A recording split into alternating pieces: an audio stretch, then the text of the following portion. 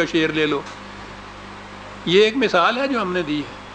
تو مثال کی روح سے جو معنی لیے جاتے ہیں عربی زبان میں مجازی معنی ہیں. عربی زبان کی ادب کی کتابوں میں ان کے لغت جو ہیں ان کے اندر یہ چیز دی ہوئی ہے. میں نے جو لغت اپنا مرتب کیا ہے اس میں میں نے بھی یہ دونوں معنی دیے ہیں تمام الفاظ قرآنی کے، کہ حقیقی معنی یہ ہیں مادے کے اعتبار سے، اور عربوں کے ہاں یہ ان مجازی معنی میں استعمال ہوتے ہیں یہ الفاظ. تو سند ہے یہ ان چیزوں کی. یہ جو ہے نا کہ صاحب یہ تو ایسے معنی پہناتا ہے، اس سے پہلے کسی نے پہنا ہی نہیں ہے. تو میں پوچھتا یہ ہوں کہ بے سند اگر کوئی معنی ہے تو اس پہ تو اعتراض ہو سکتا ہے. اگر تمہارے ہاں کی ہی کتابوں کے اندر وہ سند موجود ہو تو یہ کیا ضرورت ہے کہ ان میں سے کسی ایک نے اگر وہ حقیقی معنی لیے ہیں تو میں بھی حقیقی معنی لوں، اگر میں مجازی معنی لوں تو یہ قابل اعتراض ہو جائے. اذا السماء انفطرت، ٹھیک ہے، حقیقی معنی جب یہ سامان پھٹ جائے گا جیسے اس کے معنی ہوں. میں نے عرض کیا ہے کہ پچھلی آیات میں نے یہ تمام وضاحت سے یہ بتا دیا ہے کہ ان کے مجازی معنی کیا لیے جاتے تھے. بڑے بڑے سردار، یہ قرآن نے تو بتایا یہ ہے نا کہ ٹکراؤ یہ ہوگا. یہ بڑے بڑے سردار جن کو یہ کہتے ہیں، تھم اور ستون جن کو یہ کہا جاتا ہے معاشرے کا،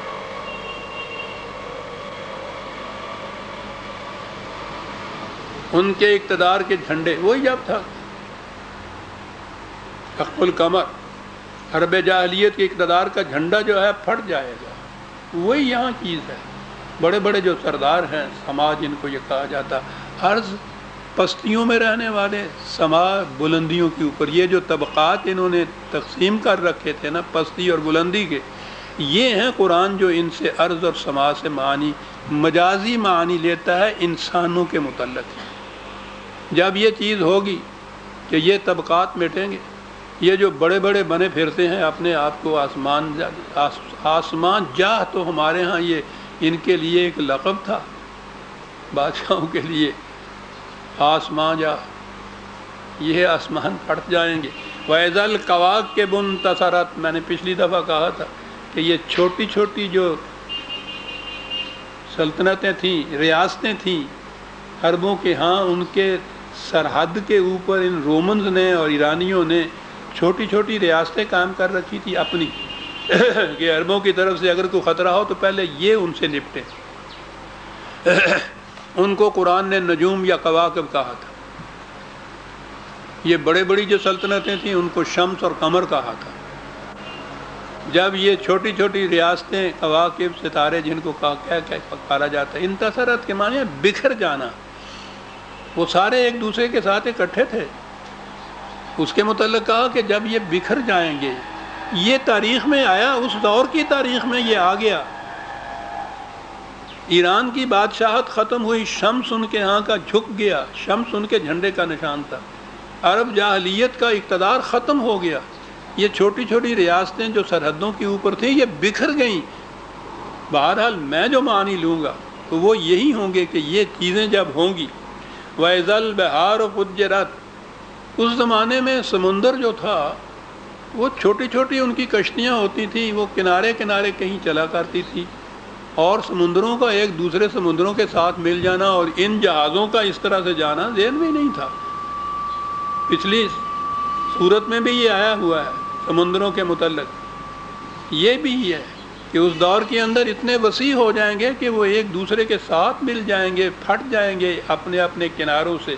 وَإِذَا الْقُبُورُ بُعْثِرَتْ، اس کے معنی یہ کیے جاتے ہیں کہ قبریں جب کھولی جائیں گی، وہ قیامت کی بات ہے. یہ قبر کے معنی مدفون چیزیں ہیں. زمین کے مدفون خزانے جب ابھار کر اوپر لائے جائیں گے، کھودی جائے گی زمین، اس کے دفینے جتنے بھی ہیں، زمین کے اندر جو کچھ ہے، آج جتنا بھی باہر کی قوتیں ہیں وہ اس میٹیریل کے زور پہ قائم ہیں جو زمین کے اندر سے کھودا جا رہا ہے.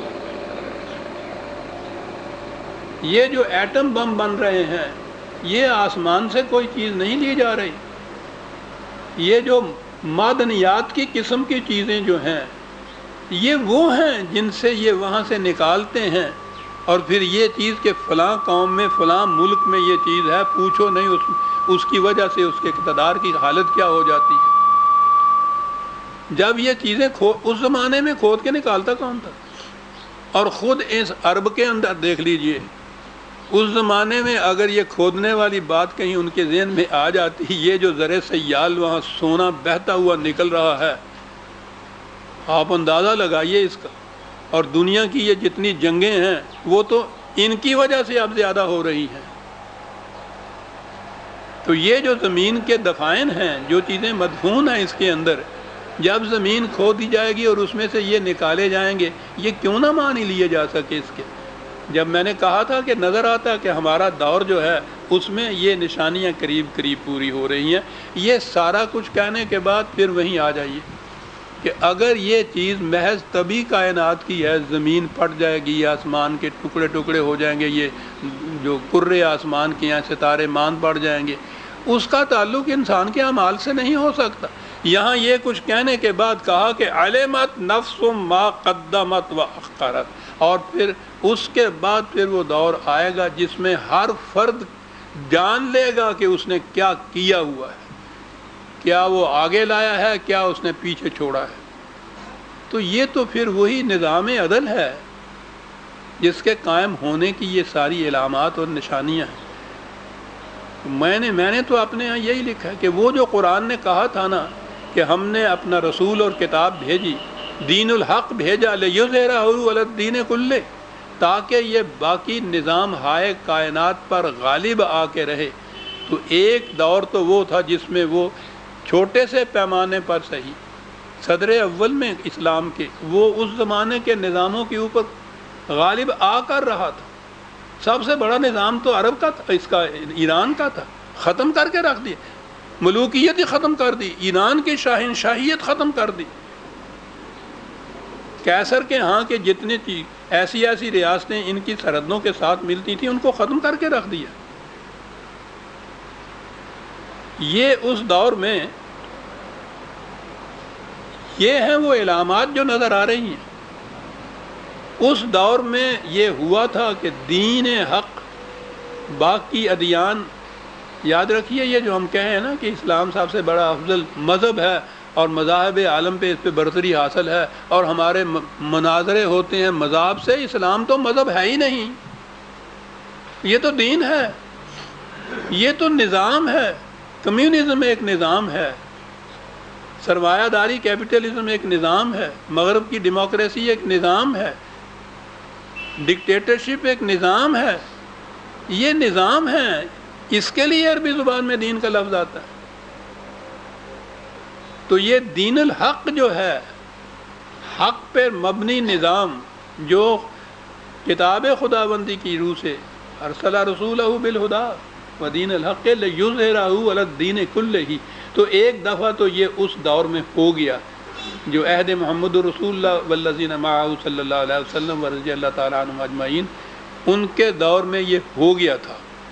اب اس کے بعد ہم نے چھوڑ دیا قرآن کو، تو پھر ہم پلٹ گئے اسی دور جاہلیت کی طرف۔ اسلام کا نظام ہی نہ رہا تو اس کا دوسروں نظاموں پہ غالب آنے کا سوال ہی پیدا نہیں ہوتا تھا۔ پھر تو یہ جاہلیت کا نظام تھا، جیسا باقی دنیا کا نظام ویسا ہی ہمارا نظام۔ قرآن یہ جو دعویٰ ہے قرآن کا یہ غالب آ کر رہے گا، تو یہ اسی دور کے لیے تو نہیں تھا، یہ تو ذکر للعالمین ہے، یہ تو قیامت تک کے لیے ایک نظام تھا۔ تو اس کا غالب آنا قرآن نے مضبوط رکھا ہے، یہ آئے گا غالب۔